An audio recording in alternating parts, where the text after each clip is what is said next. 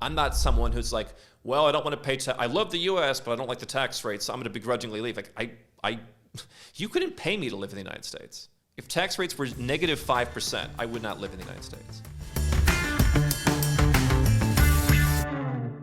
How should entrepreneurs be thinking about this? Because obviously most of our listeners are entrepreneurs or business owners.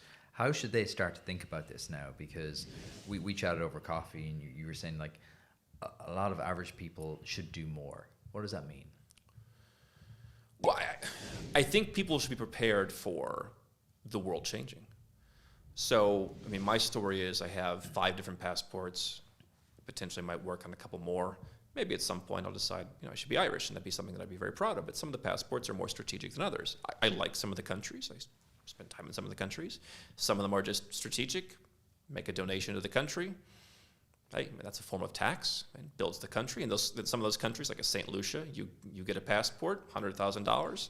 They build roads, they build schools. I mean, they really need the $100,000. Dominica, low-income housing, like they're actually doing something, unlike where I'm from, where the 100,000 just goes into a black hole. They're building up their country. But, am I in great love with St. Lucia? I think it's a nice country. But I think that multiple passports, multiple residence permits in other countries, including places like a Malaysia or a UAE, where you'll probably never be a citizen. They don't really naturalize foreigners, but you can have this residence permit forever. Bank accounts all around the world, asset protection structures, companies around the world, employees around the world. And I think that means that, one of the things we're doing in the business Nomad Capitalist now is we're working with more people from countries we haven't in the past. There's very wealthy people in Vietnam, Brazil, and all points in between that we've worked with, who are actually some of the best clients. And I think that with all those things put together, you never know what could happen in the economy in one country if you're wholly dependent on the Irish economy or the U.S. economy or whatever. What happens if that goes down, What's your diversification plan? What happens if the banking system in one place goes down? We saw last year, a big reminder, some U.S. banks, not good. Now they're saying in the news again, well, we're a little skittish again. I just think you want to be diversified for the downside. At my point in life, I'm relatively focused on protecting the downside. But also on the upside. I mean, the best performing stock in my portfolio in the last year was in Japan. Japanese stocks have done very well on the whole. I'm not invested in high flying tech stocks. I'm a more defensive investor, but 70-80% returns in a year in some of these Japanese stocks. Like there's something happening there. After everyone wrote Japan off. I just think that the world is dramatically changing geopolitically. We saw during COVID, some countries supported their citizens, Australia, you couldn't even get into your own country. It's kind of a violation of all the human rights we've been talking about for decades. And I just think you want to have different passports, you want to have different places you can go, you want to have different places where your money lives, you want to be protected, and you want your business to be diversified and not just be selling to one place. Why would you have 5 passports? At a certain point, I suppose, I think it's very strategic. I think at a certain point, there's probably some point along the way. My story from the United States, I'm not a big fan. You're not supposed to say that, but I just don't agree with a lot of the politics. I never did since I was a teenager. Didn't really want to be from there, didn't want to identify with it, gave up that passport. So not only having multiple passports kind of fills in the gaps in terms of traveling and stuff that a very strong travel U.S. passport gave me. I'd like the ability to live in different places.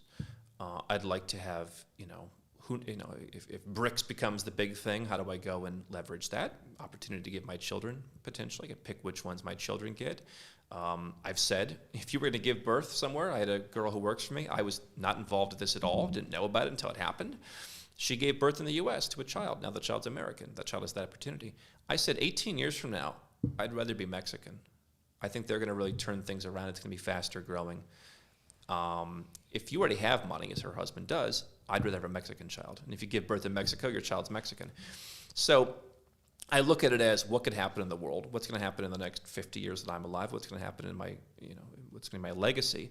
And I think to some extent, not liking where I'm from, there was probably some emotional quest for a home. That if you have enough of them, that kind of equals, like, you know, I'm not entirely like these people, and they don't entirely see me as one of them, but they're nice to me, and like, okay, that counts as 0.5 or something, and if I get another one, like, that counts as 0.3, and like, maybe I can build the home that I never felt I had. I'm not someone who's like, well, I don't want to pay I love the U.S., but I don't like the tax rate, so I'm going to begrudgingly leave. Like, you couldn't pay me to live in the United States. If tax rates were negative 5%, I would not live in the United States. Puerto Rico seems to be the thing. It's kind of bubbling up as like all the Americans are now just moving to Puerto Rico. Yeah. That seems like a lot like hard work. As in, they're moving there, beautiful country, but how are they then maintaining their business? How are they then maintaining their life? That's the bit I never understood.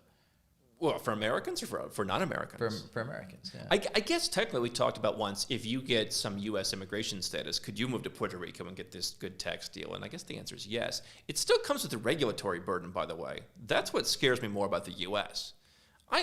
Before I gave up my citizenship, I think 1 year I paid 10 grand, and every other year I paid zero legally. I had restrictions.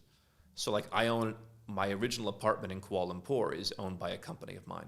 Nobody in that company's jurisdiction, when we do an annual audit, understands. No one in Malaysia understands. I said this was done because it was the only way I could buy that property without taking money out of the company and paying 40% tax.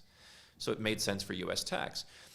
And then there's so many forms to file. I lived in fear. What if I put the wrong number? I spent because I want to be compliant. I don't want to get in trouble. I may not agree with the rules, but I'm going to follow them. And it was just so much compliance. So you still have that if you live in the U.S., including Puerto Rico. If you're a U.S. person, you still have to report your foreign companies and all that kind of stuff. I think Puerto Rico, it's a place, we help people move to Puerto Rico. My personal thing was, when I left the U.S., I was single. I didn't imagine myself being with someone who's American. And therefore, I realized I'd have to involve whomever I was with going through a very arduous U.S. immigration process. If they're Irish, they can come and visit, but how often? And if they're, God forbid, they're from, you know, some country that needs a visa, that'll be really hard. You basically have to get engaged to bring them in. And God forbid they're Russian or something, you know, like they'll never get in. Yeah. So I kind of looked at it from that personal perspective. I mean, if you're married, go down to Puerto Rico. I also think the issue is, a lot of people ask, how little time can I spend in Puerto Rico? And I think that's the wrong question. The answer should be, where can I go that I don't want to leave? Yeah. I'm not. People say, oh, you're just running from something. There are things about the U.S. I didn't like. I don't really plug into that stuff anymore. It's like, where do I want to be? Where do I want to run to? I think that's a better way of looking at life, isn't it? I think trying to get out of the U.S. tax system by spending the minimum amount of time living in Puerto Rico where nothing works